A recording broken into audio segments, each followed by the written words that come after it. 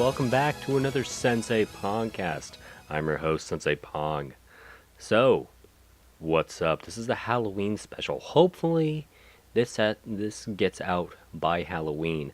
I'm actually recording, I'm squeezing this into my schedule because some things have been going down in my personal life. So yeah, if you pay attention to my Twitter, you'll know some personal things have been going on in my life, and I've been which implies that I've been kind of busy with life things, which isn't anything bad. Don't worry, I should be fine. But bleh. Long story short, I'm not going to go into detail. Nah, nah, mean. I'm not going to go into detail about it, but basically, I gotta move quickly. Within the past few days, this situation kind of lightened up, actually. So that's not bad. That's good. That's good. Anyway, so I'm gonna try to keep this podcast kind of short. I'm jinxing myself now, and this is probably gonna end up being like a 3-hour podcast, but whatever.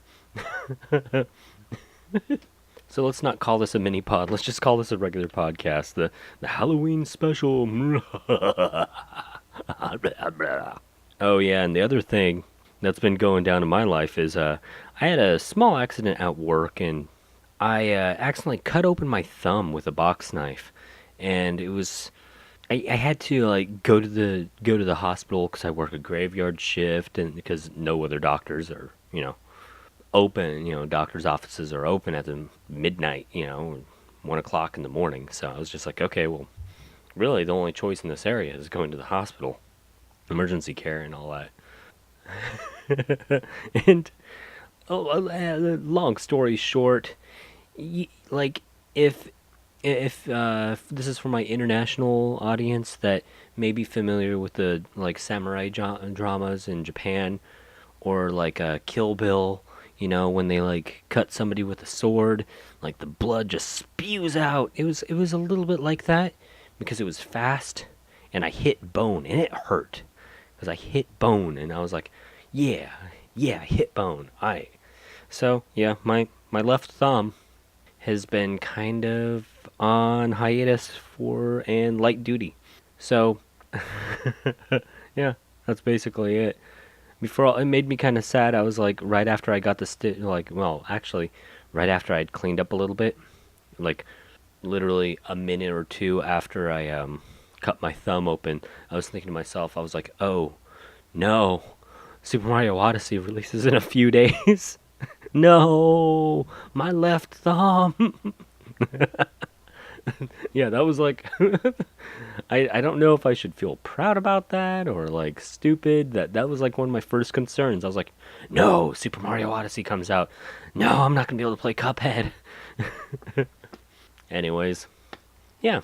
Outside of that, things have been pretty good on my side. Carved the pumpkins with the kids. Got some good ones in because my kids got kind of obsessed with Cuphead. They're like, one of them was like, I want Cuphead. The other was like, I want Mugman.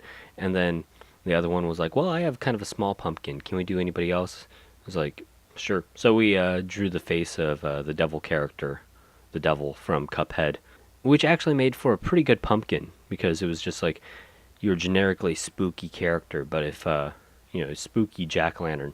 But if you knew the video game and recognized Cuphead and Mugman, you'd be like, oh, hey, that's supposed to be the devil. Okay, I see what you're doing there. Second youngest was like, I want Batman.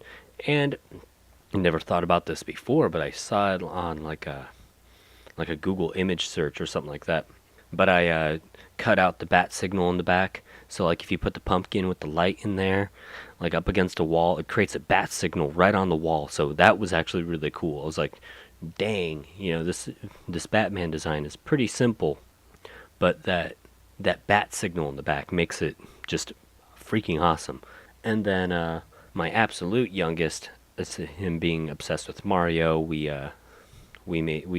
carved out 3 more pumpkins, one Mario, one up shroom, and my wife Muka wanted to do a Boo, so she cut out the mushroom, she cut out the Boo, and I cut out Mario, I cut out the breast and all that good stuff. But Yeah, my kids shows up on the designs, helped gut it, which is funny because all but my oldest hates messing with the pumpkin guts, and I don't understand that. They're all like, "Ew, ew, no, ew, gross," and my youngest is just like, it's on my hands. What do I do?" My oldest is just like, "Yeah, it's all right. I like doing this kind of stuff. It's fine. Whatever." Either way, it was all good. So yeah, before this podcast begins, let me just say if you're gonna do anything for this Halloween season, like maybe go trick or treating, or like go to a Halloween party, or whatever you do on Halloween. I don't really know. I don't really celebrate. It's only for the kids. I guess just be careful. Just play smart. Be smart. Don't do anything that I wouldn't do. You good? Cool. There's my PSA out of the way. So, but you're probably wondering, what have I played outside of the book club? What kind of games can your thumb handle? I don't know. That I don't feel like the parody, the song I was parodizing, came out through in that. So whatever. You could probably just leave your theories down below in any comments or iTunes reviews. So figure out what I was talking about, what I was trying to imitate there. So, oh man, there's been just too many games coming out. And look, I don't do this as a job. I don't this isn't like I'm not a journalist. I don't make money off the podcast or my YouTube channel in any way. This is all just kind of a side hobby for me. Making these reviews, I don't get anything out of it. So I don't actually have the time to like play everything. But there has been a lot out. And with the time that I do have, okay, well, I'm sorry to the book club followers, but several things have kind of eaten up my life. I'm gonna start off with like the real light ones. Like earlier this month, I was really into 20XX for a little bit, and then Mario Kart 8 Deluxe, and then Stardew Valley released on the Switch. I don't remember when that happened. Oh no, it was already out for a while. My wife, Muko, was like, "Dude, Stardew Valley's out on the Switch." I was like, "Yeah, I know." And she was like, "Why didn't you tell me?" I was like, "Well, you never asked. You know, if you listen to the podcast, you would know because I have a release list at the end." She's like, "Whatever. You know I don't listen to podcasts." I was like, "Yeah, I know. Whatever." So she was like, "We gotta get it." So she bought Stardew Valley, and I had never actually played Stardew Valley. I have Stardew Valley on my computer, but I don't know, just playing those kind of like Harvest Moon type or Animal Crossing or like Farm Sim or Life Sim type games, unless it's maybe The Sims, doesn't feel right on a computer screen. I'm not sure. Like I can like maybe I'd like Stardew Valley on the computer if I started throwing down a whole bunch of mods, but I'm not all the way through the Switch version yet. Only because my wife has kind of taken over the Switch because she got finally addicted to it. But yeah, that's what I've been playing. A lot of Stardew Valley. That's been taking up almost all my free time.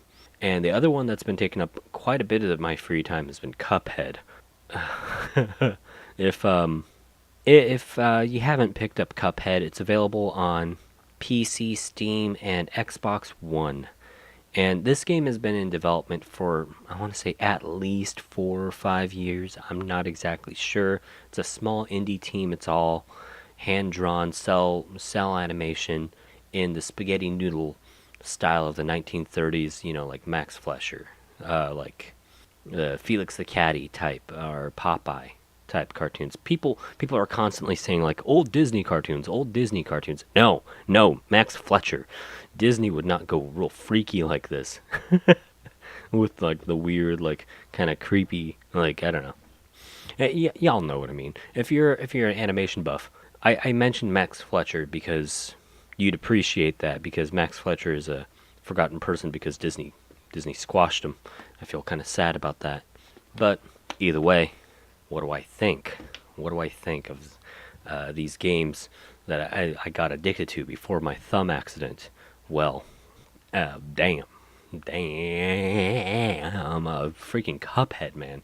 It's like Okay, so if you don't know what Cuphead is, it's not like the biggest draw for Cuphead is, granted, it's difficulty curve, it's it's smooth, like arcade like action and gameplay, but also of course the art style because it is beautifully drawn, beautifully animated, and it's just it's one of those few games that you can just kind of look at and be like, man, this is really fun to watch because it's like just watching like an old cartoon from the 30s, which is funny because my youngest, who's a toddler, is obsessed now with Cuphead because he saw me play and he was like, ah, what? And he wanted to sit on my lap, and I was like, okay, fine, you can sit on my lap while I play this. So we started, now he just comes up to my computer and is like, cup, cup, cup. I'm like, dude, baby, I don't have time for this. I got things to do. I'm only sitting at the computer to check my email real fast. Cup. I'm like, okay, fine. We'll play one round of Cuphead. He's like, yay, yahoo! But it's cute. It's adorable. Dapper J. But yeah, no. And then my older sons have gotten really into Cuphead. Purposely got a second Rock Candy Xbox controller so I can do like co-op. And the co-op is fun, but it gets intense because there's just so much going on the screen. You went on a tangent. What is Cuphead? So basically, it's a run and gun shmup. So kind of in the vein of like Contra or Gunstar Heroes or Metal Slug, the Metal Slug series, if you know that. Which, if you're a shmup fan, you probably do, of course. But yeah, it is about as good or better than any of those. Because as of right now, I'm really maybe I got it. I'm gonna have to wait maybe like 2 months to like 2 months, maybe 4 months to really kind of hammer down what my feelings are on Cuphead. And it's going to be positive. It's going to be very positive. But I want to see in maybe like 2 months if I still consider it like one of the best, if not the best, 2D running gun I've ever come across. Because dang, is Cuphead tight to play. There's also just enough depth there. And frankly, what's funny is that the big like controversy that kind of floated around Cuphead for a little bit was a discussion on difficulty. And frankly, go back to playing like the old school Contra on NES. Go play like Contra Hard Corps. I think that was the name of it on Genesis. Go play Gunstar Heroes. Go play Metal Slug. Those games are hard. Cuphead almost has like, I hate saying this, but has like almost a Dark Souls thing going on where it's like, as long as you have a plan and you know the enemy that you're coming across, as long as you're careful, you should be fine. And granted, I do way better at Cuphead than I do at Dark Souls because I'm a run and gun shmup guy. Just like deep down inside, I'm a run and gun shmup guy. That's one of the genres I love.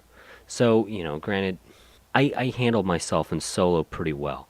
But, I don't see a problem with the difficulty curve. Yeah, it's not the most inviting thing in the world, but you gotta cater to people that enjoy hard games because I find gratification in it. I actually find Cuphead relaxing. Like, kind of like how I do find like bullet hells relaxing. The ones with like thousands, millions of bullets just like floating across the screen or like flying across the screen depending on what kind of boss fight you're going through. You know what I mean? It's like, for some reason, I find that relaxing. I find it rewarding when I get past a difficult area, like either perfectly or with combos or whatever. I don't see a problem. People need to calm down. And if you want an easier mode, I'm fine with that. It doesn't affect my gameplay. I'm probably not going to be playing easy mode anyways, because I like getting smacked around and beat up. So harder the better. But people were saying there needs to be easy mode because really, when you first play Cuphead, there's a normal mode and then what they call simple mode. And for the storyline itself, so basically, Cuphead and Mugman are like these two kids with cups for his heads, and they get themselves in trouble by going to the Devil's Casino, run by Mr. Dice, and Cuphead gets greedy and bets all or nothing and ends up accidentally betting their souls on the money. And of course they lose because the casino's run by the devil. subtitle of the game is "Don't Deal with the Devil," so obviously, you know, oops. So if you beat the levels, or really the boss fights, because it's kind of a boss run, but the bosses are built so beautifully, and it's like so creative, like with what kind of bosses you come across. Like some bosses might have weird platforming segments. Some bosses might have scrolling screens where like you can't fall down to the bottom, and other ones might be like a weird like raining shower of like projectiles, and another one. I don't want to give out too much because I feel like this game can be spoiled if you're a big shmup head, but like some bosses are like, it's like all these little mini bosses that come out randomly, and some runs you might come across like one mini boss, but if you lose and then try it again, you might not, and win that time around, you may not even come across that mini boss. But it's like little minions of the big boss. It's kind of interesting. It's really cool. But overall, what was my point? Hold up, brain farts. It's kind of late. I don't know what I was talking about.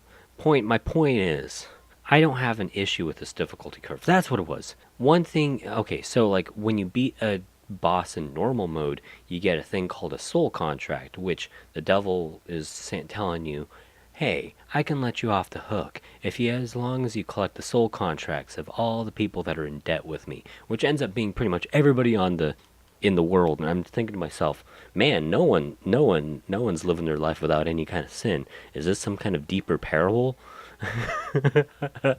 You win the game if you get the true ending if you get all the soul contracts. Now, if you beat a boss in simple mode, you don't get the soul contract, but it's still regarded as, oh, well, you beat that guy up, so you're still able to progress. Does that make sense? You won't get the true ending. And apparently there might be kind of a multiple endings on this, where it's like 2 different endings, 3 different endings, or something like that. I'm not going to tell you. You're going to have to find out for yourself.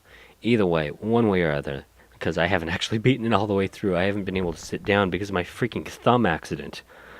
Because I didn't pick up Cuphead on release.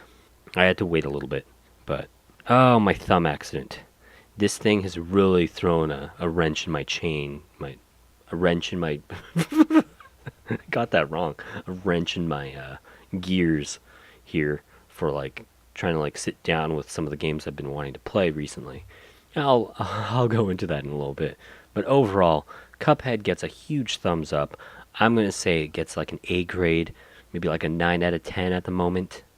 Oh, that's what I was saying.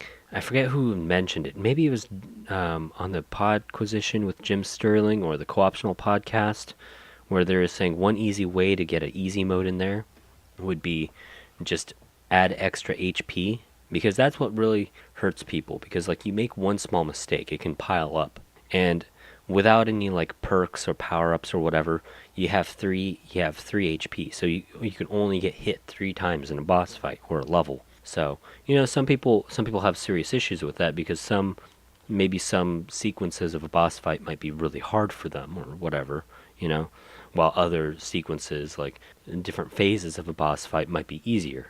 So maybe they're not going to lose any of their health on like phase 2, but that first phase really throws them in a pickle, and they just maybe lose 1 or 2, and then it's like you only have 1 or 2 like hearts left until the end, like by the time the last phase or the last couple phases come through, and maybe that's where it gets really hard.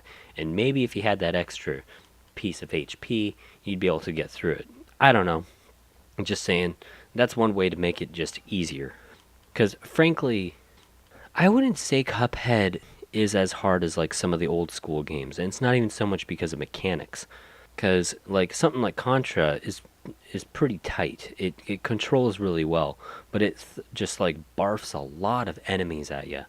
So it's one of those things why like people needed the thing like the Konami code to give you extra 30 lives. So just to get through the game.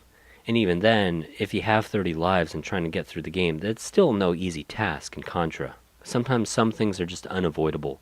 Cuphead, as long as you're smart about your play, things can be avoidable, and you start getting really good, and it gets really, really gratifying when you start just like breezing through some of the run and guns. It is pretty cool. I love it. overall, Cuphead's an awesome game. Stardew Valley, what do I think of it finally? Now that I finally have gotten some good amount of time to sit down with it. That Stardew Valley is quite an impressive game, quite an impressive feat for one person to make. I'm absolutely digging it. I love it. It's got kind of the feel, it's got the visual feel of like the old SNES Harvest Moon, but obviously there's a bunch of detail going on in there, where you would think to yourself, okay, well, this may not be, SNES, 16-bit era graphics, because it's just a little bit too detailed for a 16-bit game, 16-bit console of its, of the 90s. So, but gameplay-wise, graphics don't exactly matter. Just know that the graphics are pretty charming. It's nice to look at. It's not anything bad. It's not ugly. It is what it is. It's like a Harvest Moon game. Maybe on the Game Boy Advance, that sort of quality. Maybe a bit more detailed, a bit more sharp, because you're playing on HD screens at this point. Like regardless of what system you're on, because I want to say Stardew Valley is pretty much on everything outside of like mobile or 3DS, maybe Vita. I don't think it's on Vita or 3DS. That's what I'm saying. I don't think it's on Vita, 3DS, or mobile. I want to say it's all just consoles and PCs and computers and stuff. Things like that. Either way, the gameplay is what really matters. Time-wise, time management, you do have to be careful about your time management, but I wouldn't say it's as like strict as some of like past Harvest Moon games.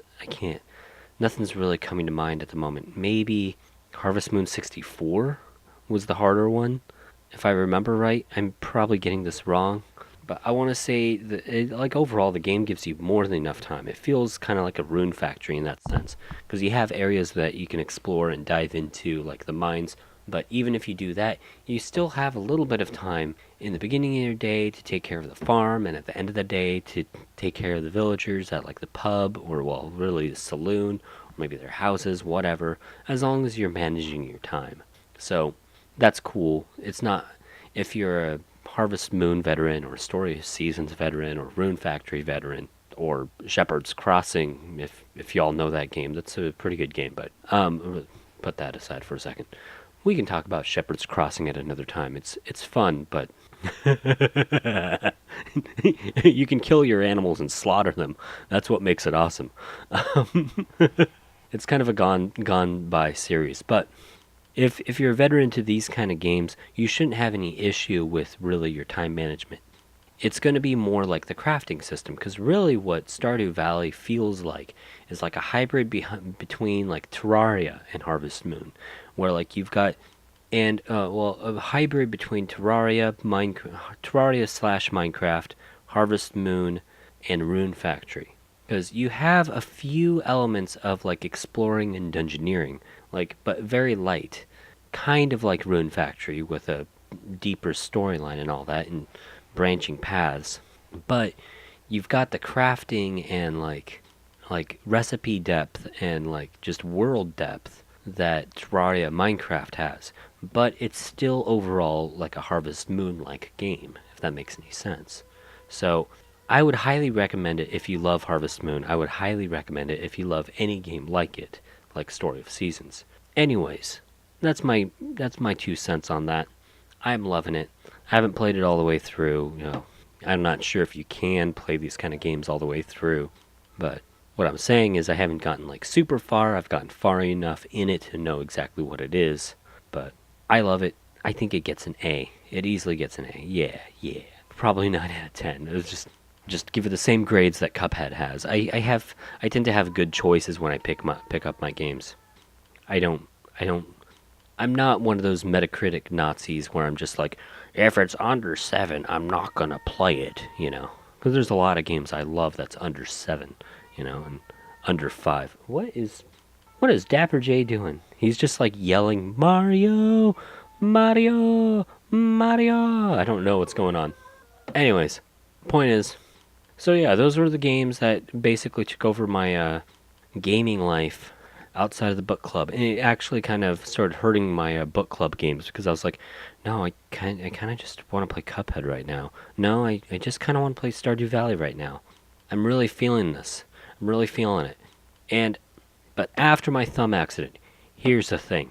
I was thinking to myself, okay, I'm really worried that I don't pop a stitch because my cut is in such a weird, awkward spot that if I bend my thumb in those early stages of my healing, then I might pop a stitch, and I'm really worried about that. So I've been trying to go very light duty on my left thumb. So I'm thinking to myself, okay, I grab my Xbox controller. I'm like, okay, what can I do? What can I do? All right, well, D-pad's gonna work. So I think I can do D-pad games, as long as it's not like Cuphead or like a platformer where I might get really into it. And those kind of things, I don't know. I noticed something about my gameplay style. When I play like a platformer, I tend to bend my thumb more. But I was able to start playing bullet hells a lot better because of my thumb. And I think it's because I'm forcing myself to like hold back. I'm not as like gung ho about it. So with that, I've actually gotten really back into like finding like bullet hells. And because bullet hells all kind of have like this kind of therapeutic thing for me, there's personally, mentally, I have no idea why. I've been looking around and I found some cool stuff out there. So, yeah, I can actually kind of play Cuphead okay. But because it's a run and gun, I'm limited. So I don't think I can. I don't believe I'm going to be able to beat the game for at least another 3 weeks. Because the stitches come out in about like a week and a half.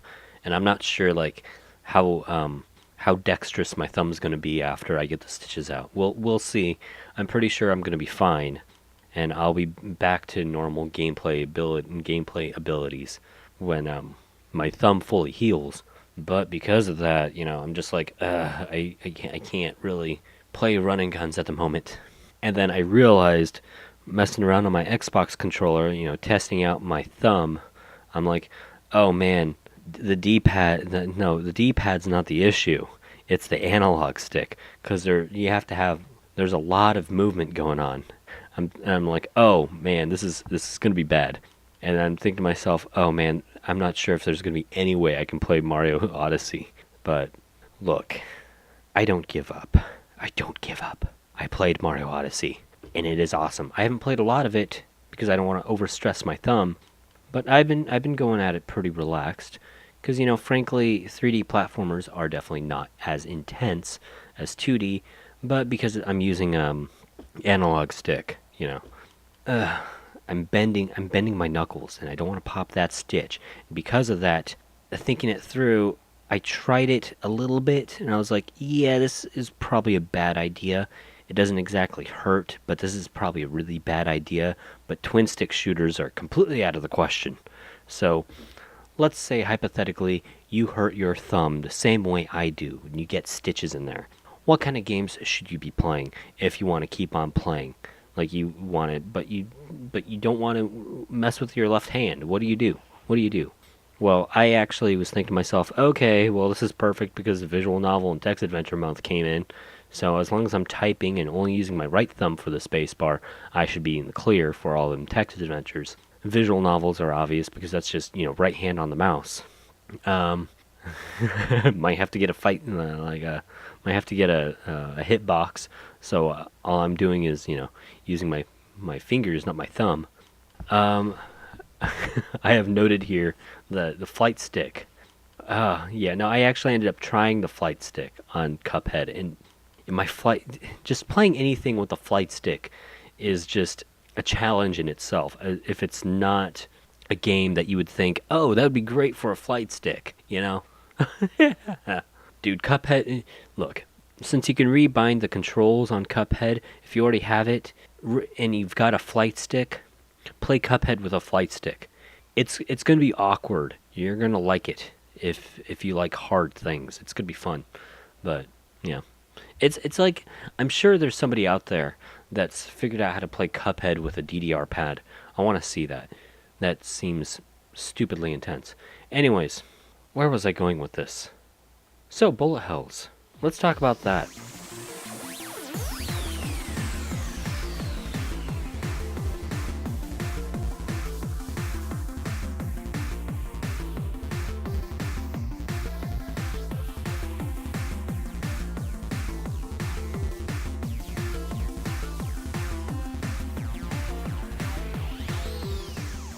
Oh, the bullet hell. So, with my janky thumb, with the stitches and all, I'm forced to go like very, very easily on my thumb. And this actually forced me to be more careful when I play. And like I said before, I'm playing better. I'm playing bullet hells better than I ever did because I've completely changed my style, and I'm doing pretty well. Not saying I was like really good to begin with, but I'm doing better than normal, and it's strange because I shouldn't be. Anyways, point is, there's a couple games I found that are really cool. This one is free. It's out on Steam, and it's what they call a Tohu project or Project Tohu, or like it's basically like a really classic like Japanese bullet hell danmaku thing going on. So I know that's redundant, but I'm just putting out all the key phrases so you can just type it out and find it. But the game is called Jigoku Kisetsukan Sense of the Seasons. Spelled Jigoku is Jigoku space Kisetsukan and then Sense of the Seasons. Look that up. It's free to play on Steam, and it's basically I read one review, and it is what the game is in a nutshell. It's the best way to explain what the game is. It's a poor man's Tohu project. So, what is Tohu project? This is one other thing I discovered. Well, I was like, man, I want to find like a whole bunch of bullet hells, and I don't know why I never found this guy before, but apparently he's a small indie dev that's been making like bullet hell games since the 90s in Japan, and they've only been like Japan only releases. Maybe that's why I didn't know about him, but it's this the current company name, and it's one guy that does this. The current company name is all right. Found the dev name. It's called Team Shanghai Alice, and it's by one guy, and his older dev name was Zun, Z-U-N. One fun fact about him I discovered when I was looking him up. I was he had won the Guinness Book World Record for most prolific single gamer, like single developer. So, yes, he makes all these games by himself. He apparently does all the music, all the grunt work like programming, all the pixel art, all the other blah blah blah, and it all comes out on PC. So, and if you want to know some terminology, and I learned this while I was looking him up, it's called a Dojin game, and that basically means it's a one-man team. So the Western equivalent would be like Undertale with Toby Fox, or Stardew Valley with one guy. Anyways, point is, I don't know why I didn't come across that before, because I've been looking up shmups for a long time, even when I was younger. This guy completely went under my radar. So even if you like bullet hells, unless you're more hardcore than I am, you probably have never heard of this guy. I recommend that you look up Team Shanghai Alice. Now, none of his games are out on Steam, so you're gonna have to actually go to like Tohu Project wiki and go to external sources and go to like Japanese marketplaces, because that's where you can buy the games. And all his games but one is in Japanese and not translated to English, but you could actually translate it into English if you get the patches that are for free. So that's cool. If you're into that kind of game, I recommend looking it up, because I downloaded the demo to one of his more recent games, and that guy's good. His stuff is good. The bullet spray and the patterns and all that kind of stuff. It's very well polished, and I like it. It's fun. It's good stuff. Another one that I found in my whole like search for bullet hells because of my thumb, I found this fixed shooter called 1982, and it's also free, so it's available on Steam. So go check that out. But it's when I say fixed shooter, basically it's like Galaga or like Space Invaders, where the main character is just stuck at the bottom of the screen.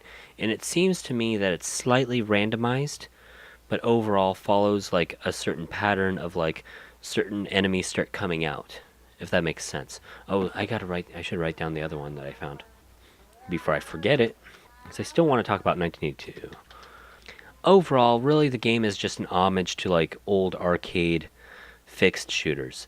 And it's it's pretty colorful. There's a lot of like flashiness, but it's not like stupid over the top like Hyperspace Invaders.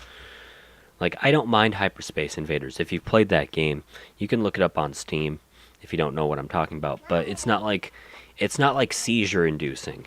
That's what I'm saying. It's not seizure inducing. It still has that like flashy neon thing going on, but it's not as bad.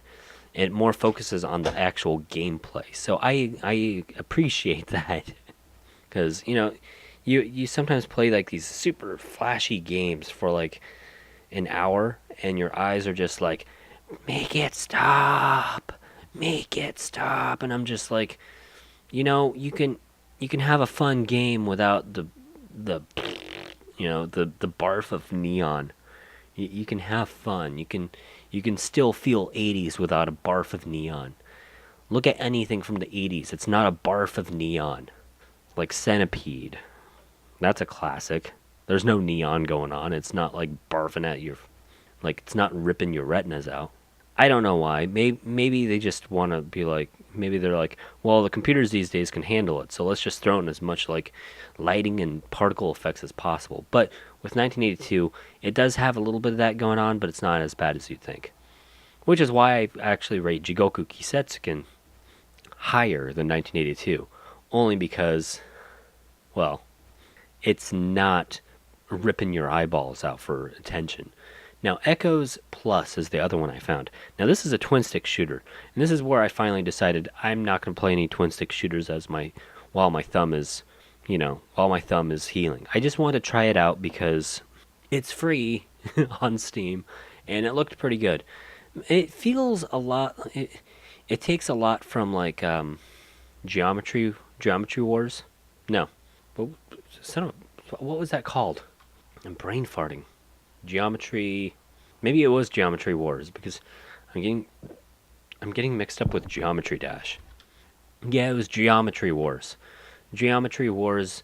The main sprite, it looks like the Tempest guy, and it's a twin stick shooter, super colorful, whole bunch of enemies, good variety of enemies on the screen.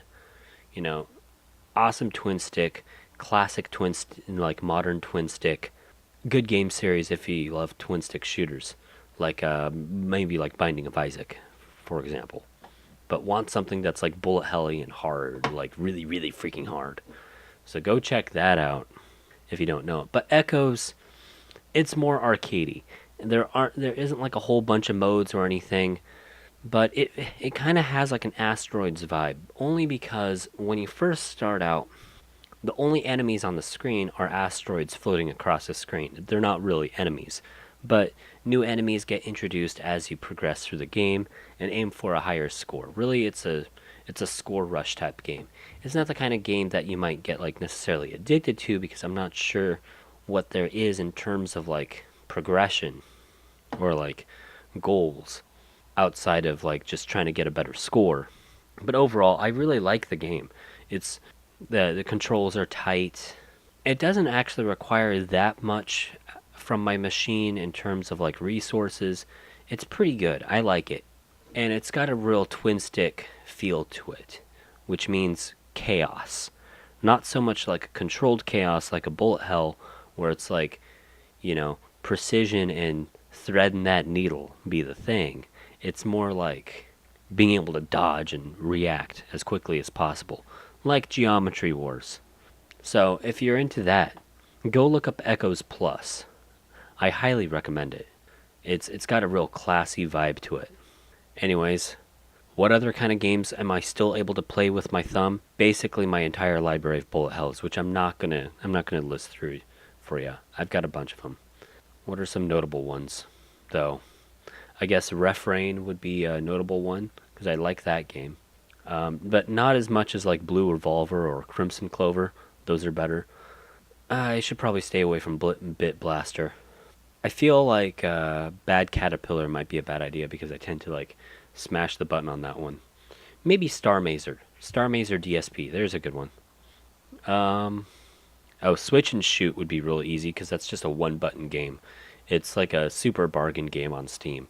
And I think the early access is free on Android. I could be wrong. Yeah, or the Exile series. Zeal series. What I don't know what the series is called, but I want to say it stems from the arcades. I don't know that series very well, but regardless of that, there's some of the notable ones I have. Let's see. Oh, console wise, I suppose Raiden and Gradius might be okay. I haven't tried those out with my thumb yet. I have a lot of shmups. I have a lot of shmups in my personal library. I think I have an addiction issue to a certain genre. I'm not sure.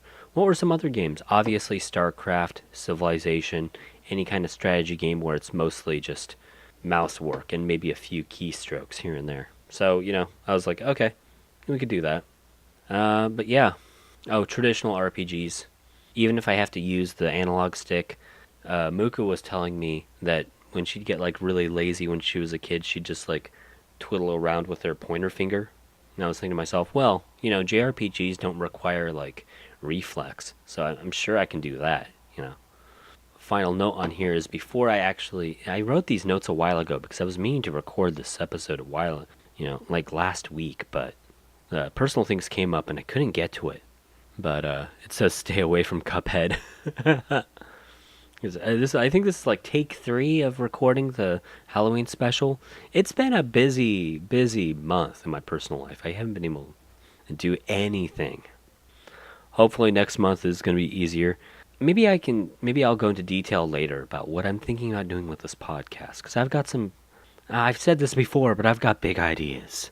Big ideas. And I think I'm going to throw a lot of concentration towards it. I'm not sure. We'll see. Important gaming news that I care about.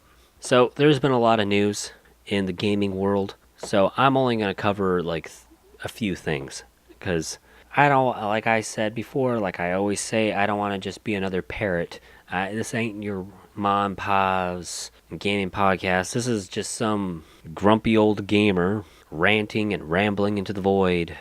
Remembering the good old days. So, sad news. EA closes Visceral Studios.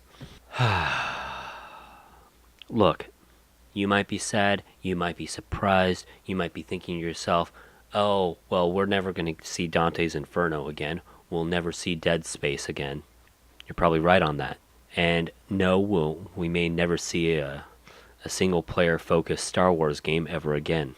And that's really sad. But, was I surprised? No. It's EA.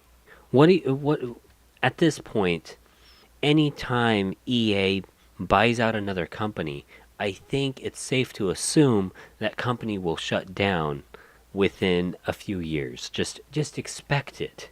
Just be like, oh, okay, that company's going to go out of business pretty soon. That studio is going to get shut down.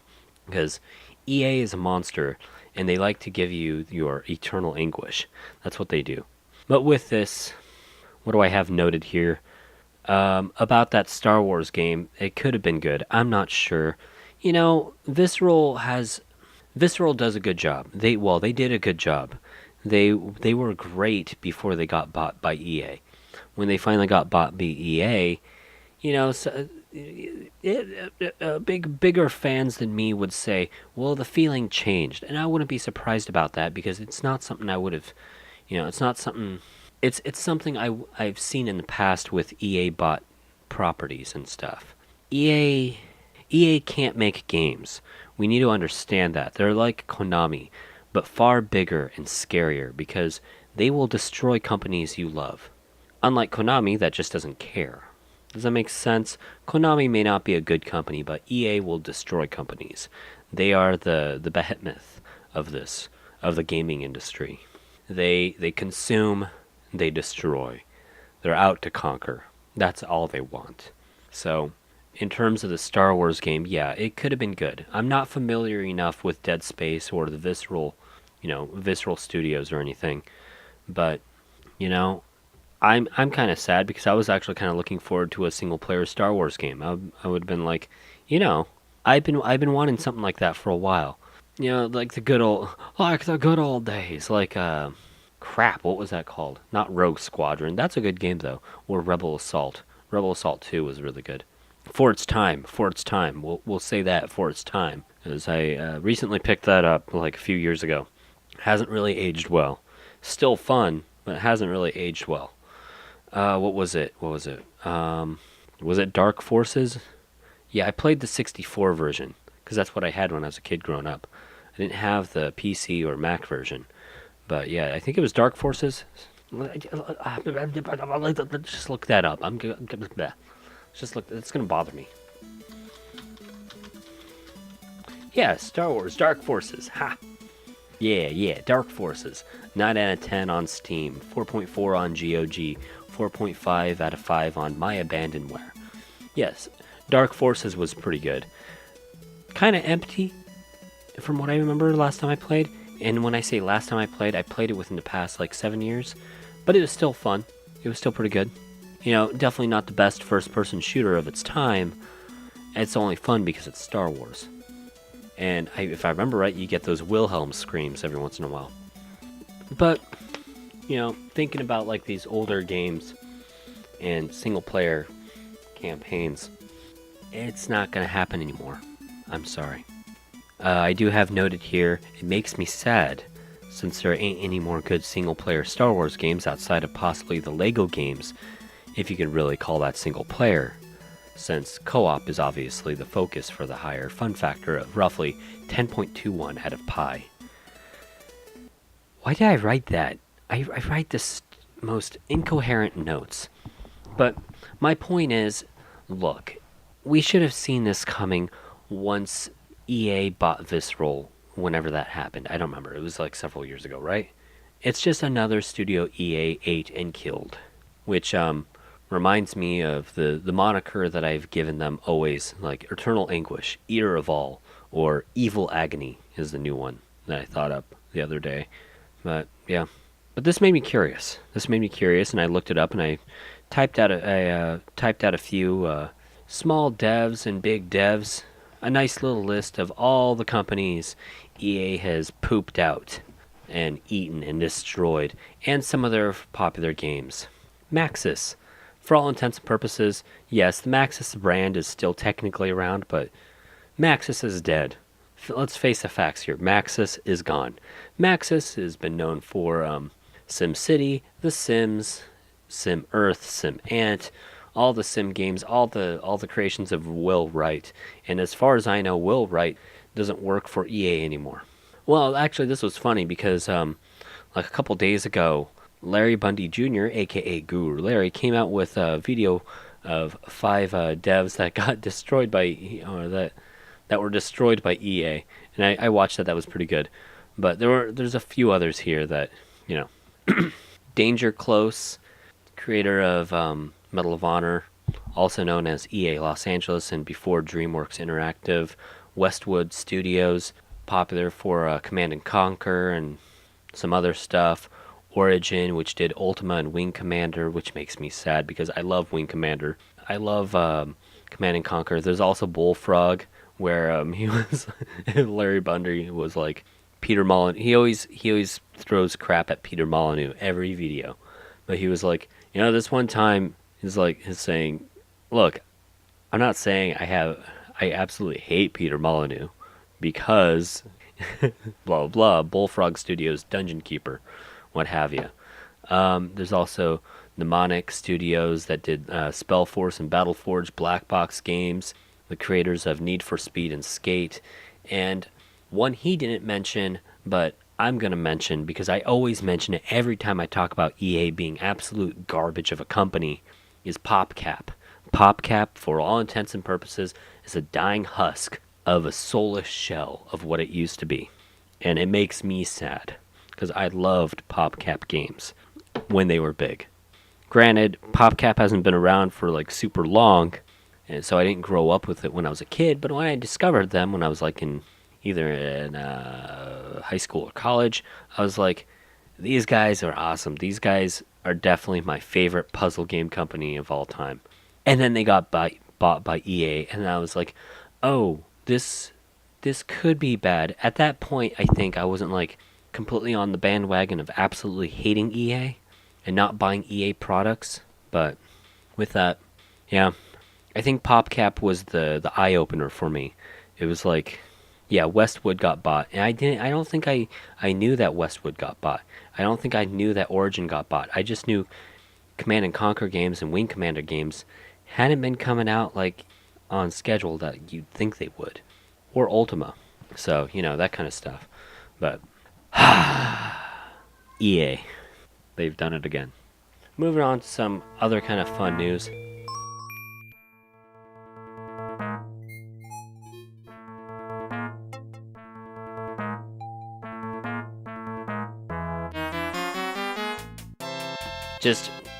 This is old news, but the SNES Classic Mini is in stores mostly, and again, Reggie Fils-Aimé did state before, do not buy from the scalpers, buy at MSRP. Don't buy for like stupid prices at like over $100. You know what I mean? Because really the console itself is only $80.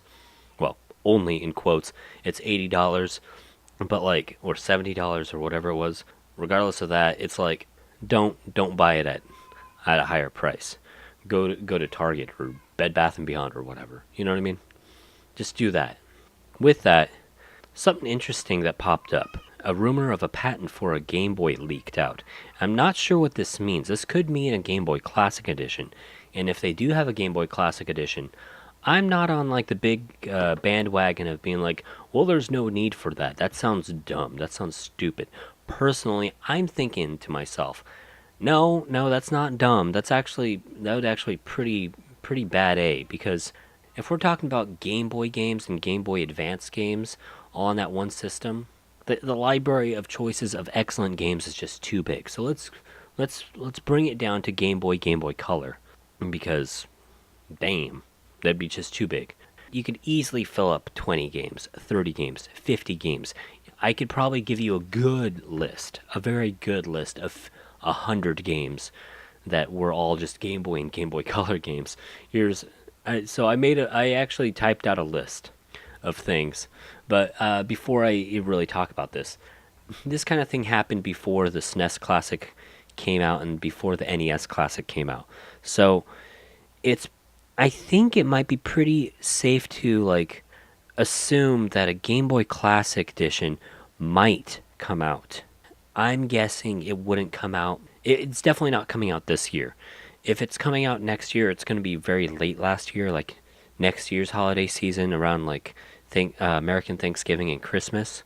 But like, so that's like the months of November, December, maybe October next year. But if it does come out, I would expect it to come out in 2019, probably. I'm not sure. It's too hard to guess.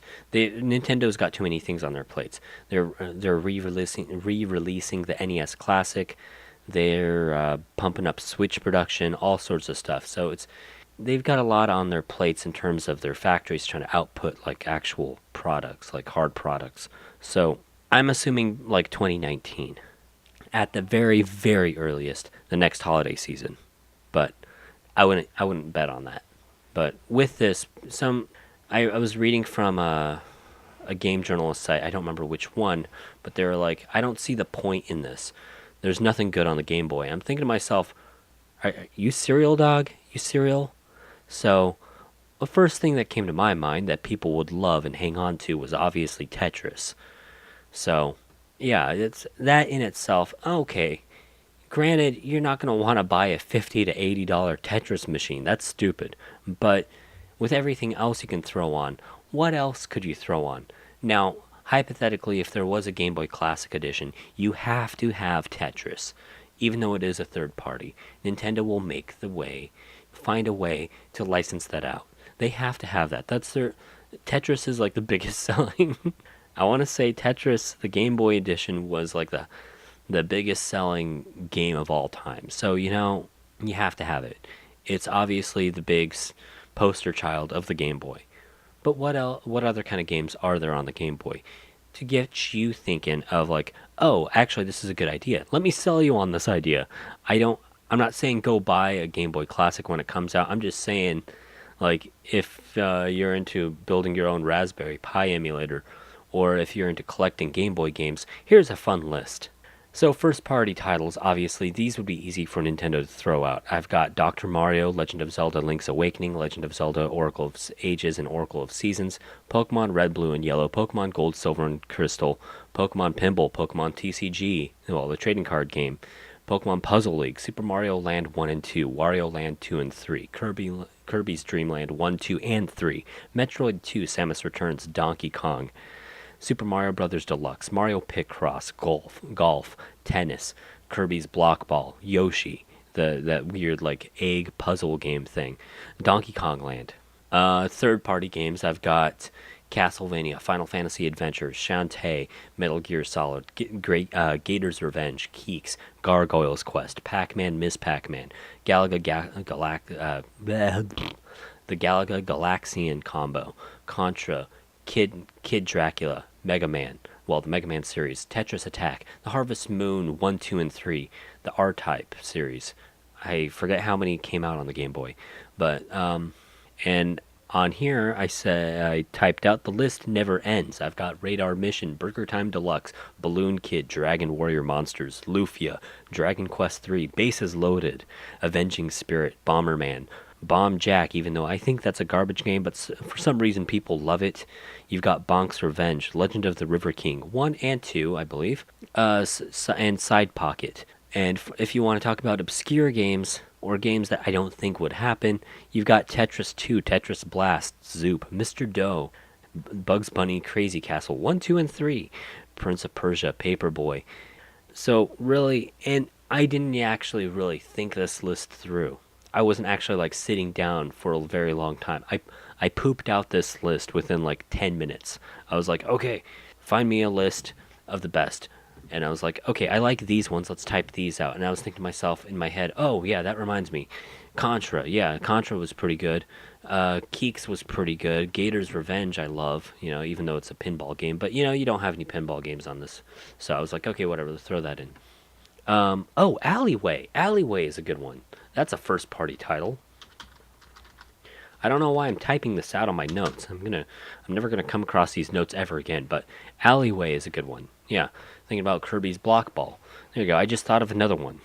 They just pour out of every single orifice of the Game Boy. Just fun games that you can pick up and play. A good lot of them are casual, obviously, but a good lot of them do have some depth, like Dragon Quest or Zelda or Pokemon. It's just like, or Metroid 2. They have their varying degrees of like complexity and playability and like a nice variety. So really, what am I trying to say? A list of 30 to 60 core games or even 100 games can easily fill up. So really, as long as the price is right, I can see this being an easy buy for most people. My end verdict is, with Nintendo's giant list of first-party games alone, I don't see why they wouldn't do a Game Boy Classic Edition. It's going to be really easy. Granted, I would love to see Crazy Castle on the list, but Warner Brothers owns the rights to Bugs Bunny, so I don't remember who made Crazy Castle, what developer, but if you don't have Crazy Castle, I think I'm okay with that. But it's all good stuff. There's a lot of like third-party stuff too. That's not even just that, like Mr. Doe, and I believe that's owned by Ocean, maybe. I don't know. I don't remember, but I love Mr. Doe. If Mr. Doe can get on the list, that'd be cool. I highly doubt he would, because he's kind of obscure. Well, at this point, he's very obscure. It's an old arcade series. Anyways, it looks like it might happen, so that's cool. I'm cool with that. I'm okay with that.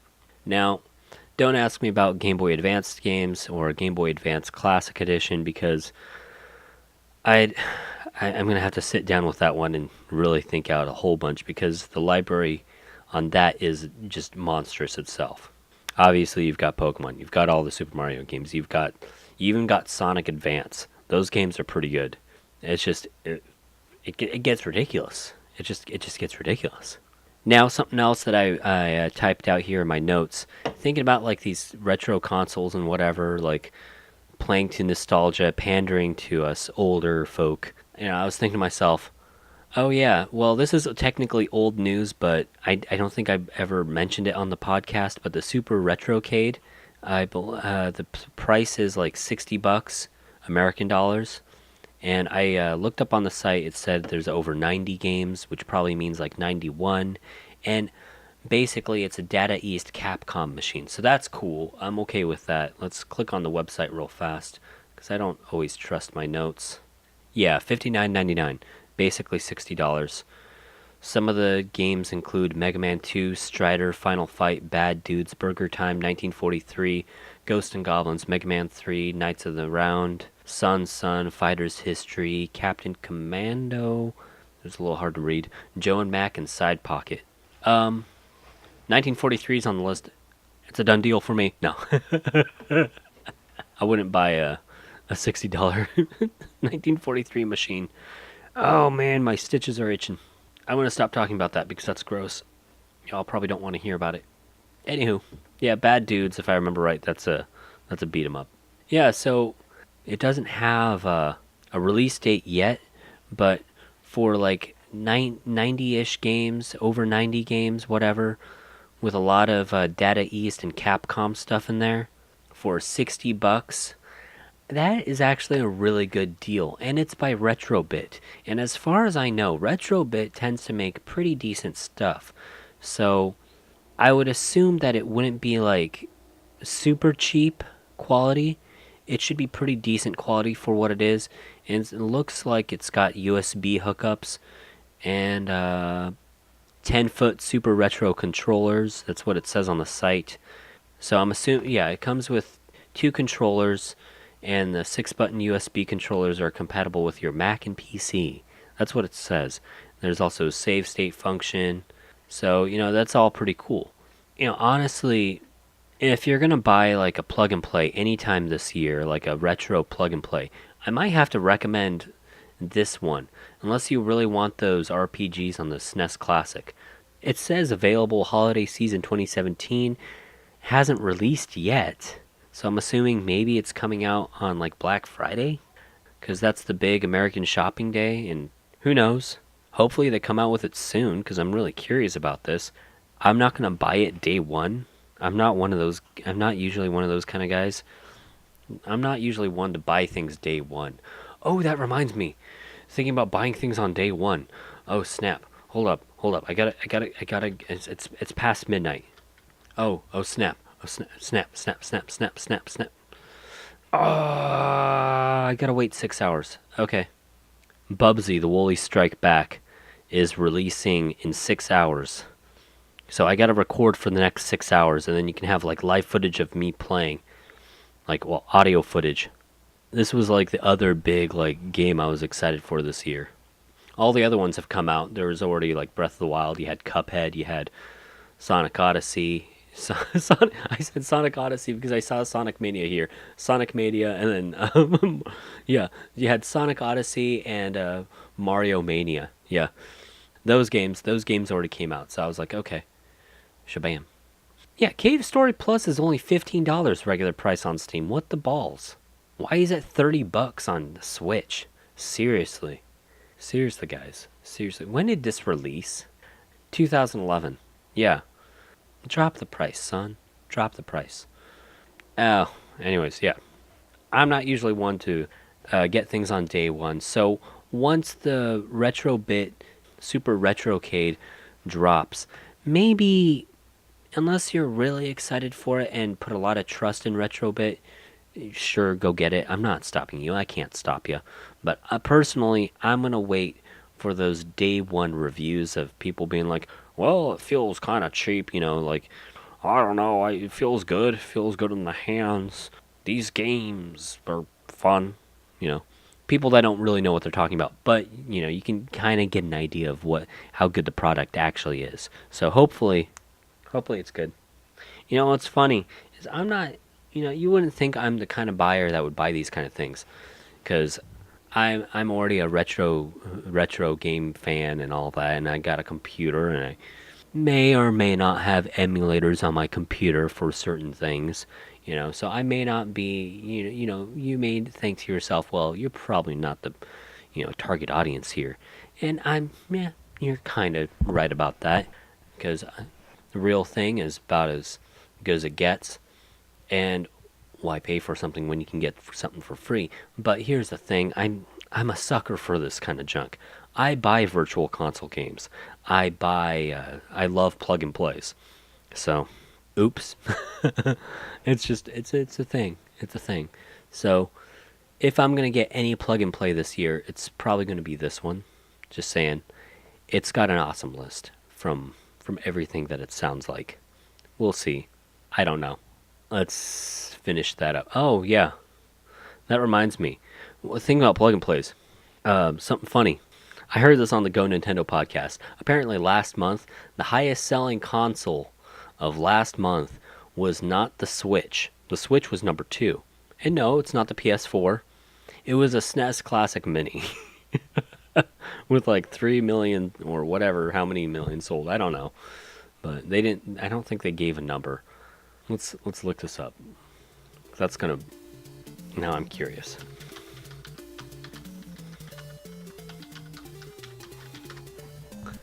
No, I don't know. I'm assuming it's over 2 million. I know VG Charts isn't the most reliable thing in the world, but whatever. I don't know. Oh, this is as of September, too. They're not really up to date. Okay, well, September 9th, of all things. So, somehow Knack 2 is on their top 10 of global sellers. Why did people fall for that? Why y'all buy Knack 2? Well, maybe it's because there's no, like, super family-friendly platformer on the PS4, but I know there is. There's gotta be. They do exist. Just not looking hard enough. Oh! Oh, ouch. The Xbox One just isn't selling in Japan. I'm not surprised about that. Why? This isn't news. This isn't news. That's funny. That's sad. Anyways, whatever. VG Charts is unreliable. I don't like using them as a source. What was I talking about? I don't know. Oh, okay, so let's just end this segment with fun fact that I learned the other day. I think it was on the CADcast that I heard. Another podcast I listened to. No, maybe it wasn't CADcast, I don't know. The Tekken game series as a whole has outsold Street Fighter by roughly 5 million. Maybe that was Go Nintendo again. I don't know. But whatever.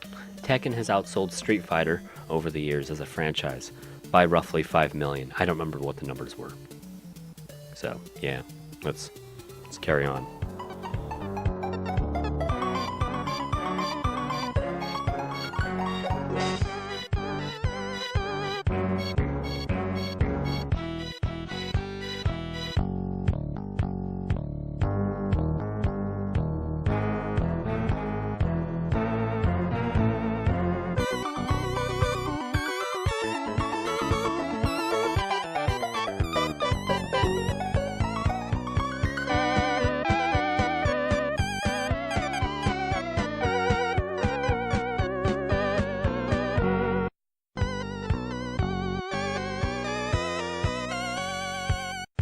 Video Game Book Club.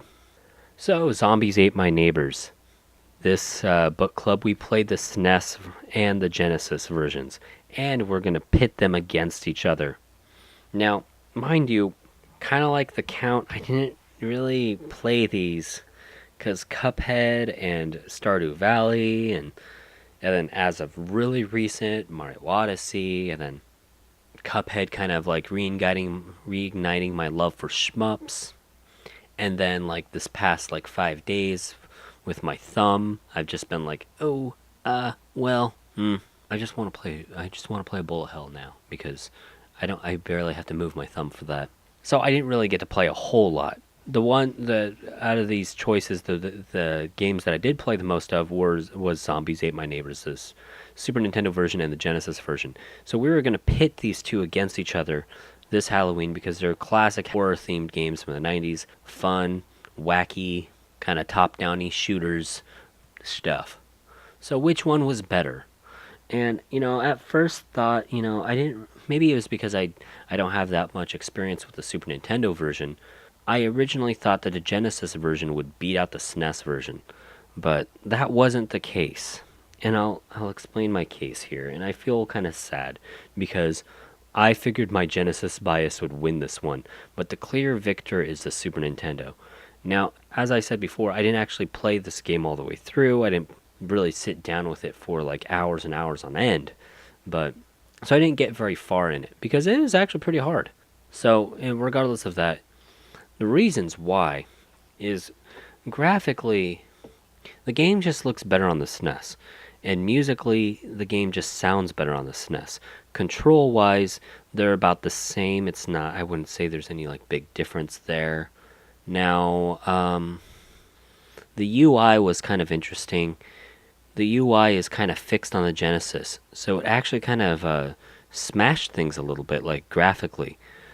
And it made me curious, and I confirmed it because I looked it up, and I was like, why? Why is this the case?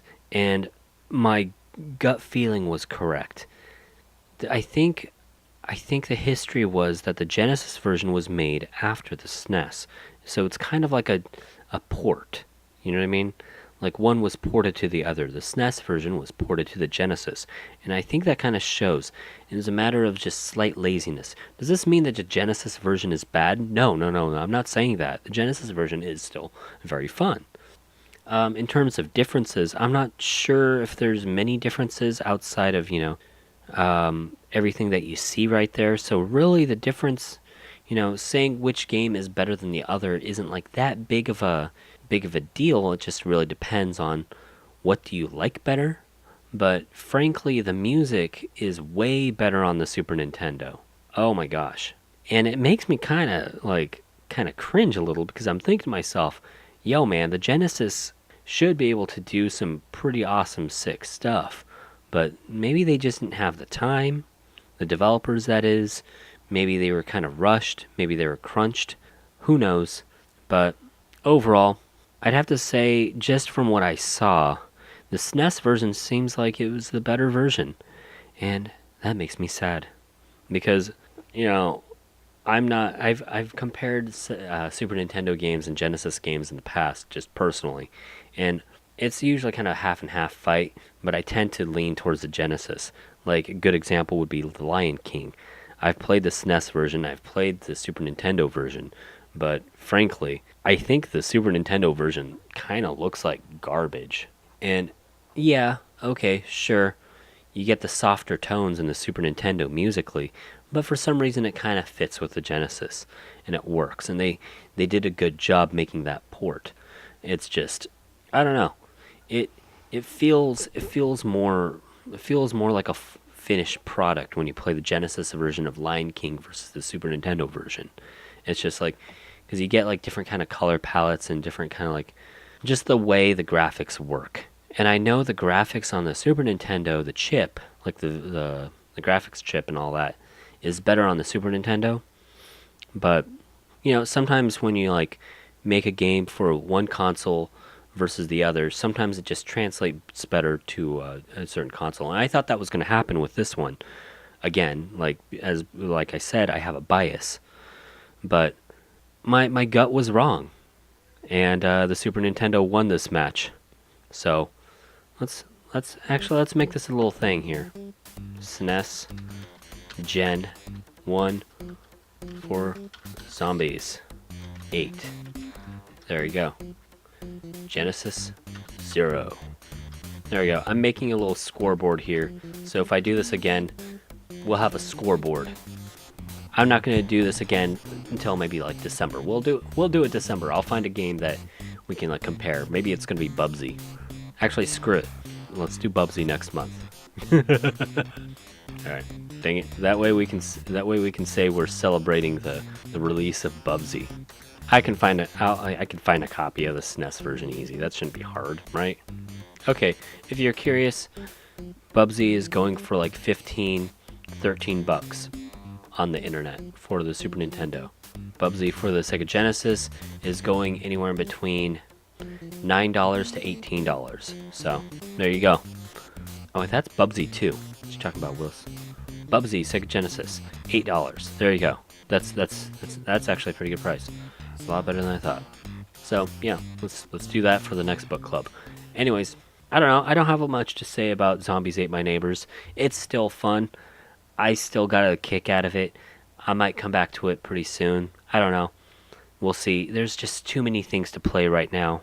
Once things start slowing down in the gaming sphere for my own personal entertainment, and I feel like picking up the Genesis or the SNES, maybe I'll play Zombies Ate My Neighbors, because I like that difficulty curve. I kind of want to see how far I can get without really using any continues or any cheats. I like doing that. That kind of stuff is kind of fun.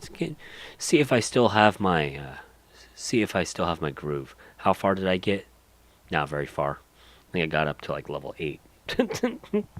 Not far at all. Some of those guys get hard. So, The Count by Scott Adams. Look, I'll be honest, I didn't even read the book. I didn't read the book this time. I just got too obsessed with Cuphead. I was like, I want this shmup action. I want it. And I played a little bit, and I was like, oh my gosh, I forgot how hard this was. My ego is stopping me from picking up a walkthrough until 2 days ago. I was like, okay, let's look up the walkthrough and see what I had to do to even get through the first night, because I kept dying. I kept messing up. I probably was just, I don't know what I was doing wrong. I realized it's kind of a careful, it's a little bit of RNG because you've got that timer, but in some events, I believe. But if you didn't play the game, basic story is you're staying out at Count Dracula's castle, and you got to survive 3 nights. And by the 3rd night, you kill the Count and escape. And this includes exploring the castle, picking up items, like your usual adventure game kind of stuff. But one neat thing about this one text adventure was that you had a timer going on, so you had a turn limit as well. So you could only explore the castle to such a degree before it turning into nighttime, and at that point you have to head back to your room. And go back to sleep. Make sure that you're secure and safe, so the Count doesn't suck your blood during the night. So that's cool. Now, if you got through it without the walkthrough, kudos to you. You didn't get sidetracked like me. I'm sorry, I failed y'all. I figure, well, look, I'm gonna be playing a whole bunch of text adventures and visual novels anyways next month, coming up very soon. And if bullet hells don't take over my life, if Mario Odyssey doesn't take over my life, hopefully I can get through them. We'll see.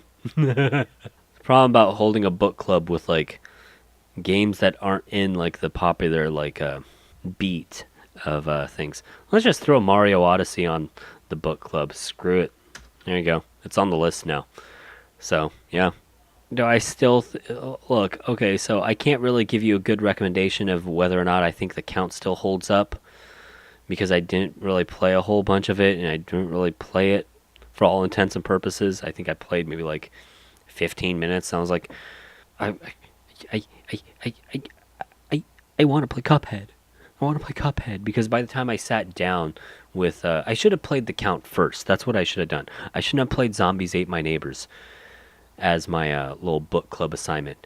I should have saved that for later, because that's an easy pick up and play. Count is not really an easy pick up and play. You kind of have to sit down and think your way through it. And freaking Cuphead, addictive as all hell. Let's just say that. So I apologize. I failed this book club. At least I played Zombies Ate My Neighbors, SNES and Genesis versions, and they were fun. So, but what do I think the Count still holds up? Yeah, but it's a very niche audience. It's kind of my game. I still enjoy those kind of games every once in a while. I love those kind of games.